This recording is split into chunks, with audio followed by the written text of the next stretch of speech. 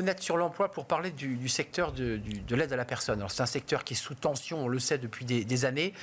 Et on en parle avec vous, Jean-François Auclair. Vous êtes le directeur général d'O2. Alors, O2, qui est une marque qui appartient au groupe WeCare, qui a envie, on peut le dire, de devenir le leader mondial de l'aide à la personne. C'est ça l'objectif, en 2035. C'est l'objectif en 2035, d'être leader mondial des services à la personne. Donc les voitures passeront à l'électrique en 2035 et vous serez leader mondial. Et on sera le leader mondial des services à la personne. On est d'accord, vous reviendrez nous en parler, mais aujourd'hui il y avait un énorme plan de recrutement parce que pour devenir le leader mondial, il faut recruter.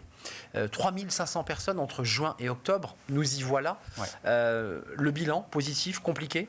Il manque encore un gros millier de personnes sur un peu plus de nos 500 agences, puisque O2, c'est un peu plus de 500 agences en France. Et donc, il manque encore un millier de personnes. Donc, tous les jours, on recherche, on poste des annonces, on reçoit des salariés dans toute la France pour pourvoir les besoins de nos clients qui sont sur nos différents marchés. L'entretien du domicile, ménage, repassage, la garde d'enfants, et puis l'aide aux personnes âgées et handicapées.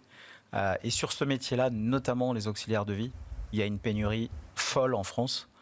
Mais parce que pas de diplôme, pas de femmes diplômées, parce que métier pas assez rémunéré par rapport aux contraintes, mettons les pieds dans le plat. Alors, plusieurs points pour répondre à votre question. Pas assez de monde formé. Et en fait, les services à la personne, oui, on cherche nous, mais on est en concurrence avec des associations, avec des EHPAD, qui cherchent les mêmes profils. Et en fait, aujourd'hui, le système français ne forme pas assez d'auxiliaires de vie. Dans les 5 ans qui viennent, rien que sur ce métier d'auxiliaire de vie, il faut 30 000 personnes de plus pour accompagner le vieillissement de la population. Et aujourd'hui, on ne les a pas. On est déjà en pénurie à date et le système de formation ne forme pas assez. Et pour moi, c'est un des enjeux de la société française de former ces personnes. Mais ça veut dire que vous devez prendre votre destin en main. Il y a beaucoup de grands groupes, et le vôtre en fait partie, qui se disent on va créer nos centres de formation, on ne va pas attendre que l'État forme. Alors ça tombe bien, notre destin, on l'a pris depuis un bon moment. Donc on a à la fois un organisme de formation intégré, qui est une société qui s'appelle l'Académie des services à la personne, qui existe depuis 2006. Et maintenant, depuis un peu plus de 3 ans, on a créé le CFA WeCare. Donc on forme des apprentis au métier d'auxiliaire de vie. Et malgré tout, ça ne suffit pas. Et malgré tout, ça ne suffit pas parce qu'en fait, on a un sujet d'attractivité vers ces métiers. Vous voyez, on pensait beaucoup qu'avec le Covid, ces métiers, ils ont été beaucoup mis en avant. Il y avait les métiers, effectivement, infirmiers, médecins, etc. Mais les auxiliaires de vie ont été vraiment mis en avant. Et on s'est dit, ça va susciter des vocations. Et en fait, on ne les a pas eues. Et aujourd'hui, on forme, mais c'est en dessous du besoin du marché. Un mot quand même sur les rémunérations, parce qu'elles ne sont pas uniquement liées au choix du groupe qui emploie le salarié. Pour y voir plus clair, vous êtes tenu aussi à des marchés, à des prix qu'on vous fixe. Comment on réinvente le modèle? Parce qu'on le rend plus attractif quand on dit aux personnes, on vous paiera plus. Oui. Alors, sur les marchés de la garde d'enfants ou de l'entretien du domicile, on est libre, il n'y a pas de réglementation. Et donc, il y a une convention collective, évidemment. Et chez O2, on est bien au-dessus de la convention collective. On offre des tickets restaurants, ce qui n'existe pas vraiment dans notre secteur. C'est vrai. Donc, il y a un certain nombre d'éléments qu'on apporte. On le donne aussi aux auxiliaires de vie, évidemment. Mais sur le métier de la dépendance, vous êtes soumis à des tarifs qui sont mis en place par les conseils départementaux.